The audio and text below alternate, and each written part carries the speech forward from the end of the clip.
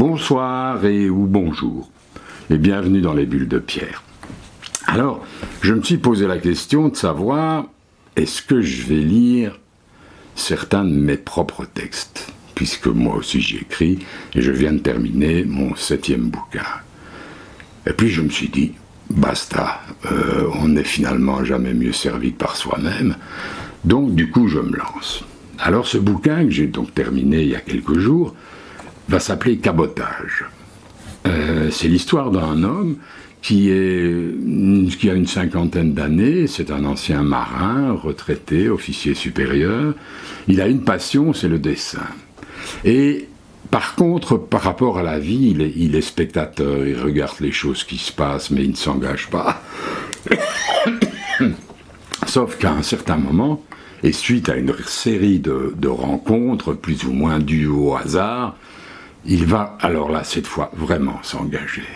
Et nous sommes à peu près au moment où les choses vont basculer chez lui.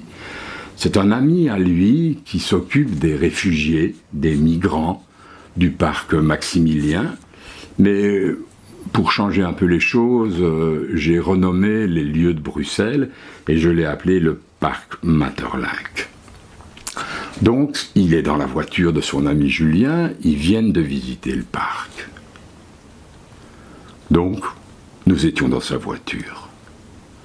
À intervalles réguliers, les essuie-glaces nettoyaient le pare-brise. Je ne sais pas ce qui m'a pris, mais comme si c'était vital, je suivais du regard chaque passage des balais. Je voulais plus penser, je voulais le vide, le rien, mais ça n'arrangeait rien. Les émotions que je venais de vivre étaient trop violentes. Je me suis dit, merde, notre race est vraiment la plus stupide qui existe. Tous ces gens ne sont quand même pas des assassins, et on les parque comme du bétail. Évidemment, c'était plus la télé ni la radio, ce n'était plus dans un journal, même en première page. C'était la triste réalité à laquelle je venais de me confronter. J'avais tout entendu. L'espoir, la déraison, la résignation. J'avais serré des mains, écouté, découvert des noms inconnus. Kamal, Aslan, Siam. J'avais bu du thé bouillant, mangé quelques pâtes en compagnie d'un vieil homme qui ne cessait de me sourire en répétant inlassablement « Merci, merci, merci ». J'ai aimé cette Cora, sur laquelle des doigts engourdis faisaient jaillir un air plein de nostalgie. J'ai été bouleversé par les récits terrifiants d'hommes et de femmes perdus en pleine mer et qui assistaient à la mort ou à la noyade de leurs proches, sinon de leurs enfants. Par ceux qui avaient été rançonnés à plusieurs reprises durant leur exode, par l'évocation à demi-mot de ces femmes violées. J'ai aussi parlé avec des Belges qui venaient chercher leurs migrants pour la nuit.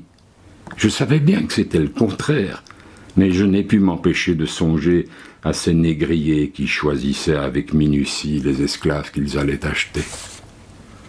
Alors, c'est la honte qui m'a envahi.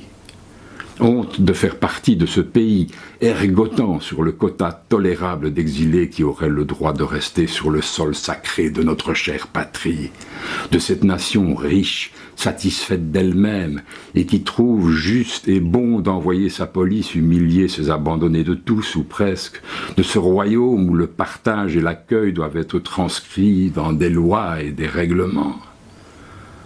Aussi naïf que cela puisse paraître, c'est à tout cela que je pensais, et à ce moment, une peur étrange m'a gagné. Une peur bizarre, presque métaphysique, lorsque je me suis dit que l'homme était le seul animal capable de crime pour des principes, et non par nécessité. Cela changera-t-il jamais?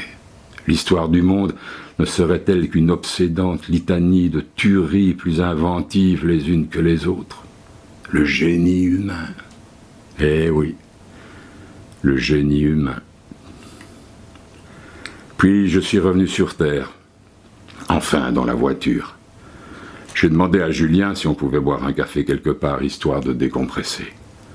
Chez moi, ce serait peut-être le mieux, non, me dit-il. Ah non, je préfère un bistrot, n'importe lequel. Il y en a un, juste à côté. Non, ailleurs.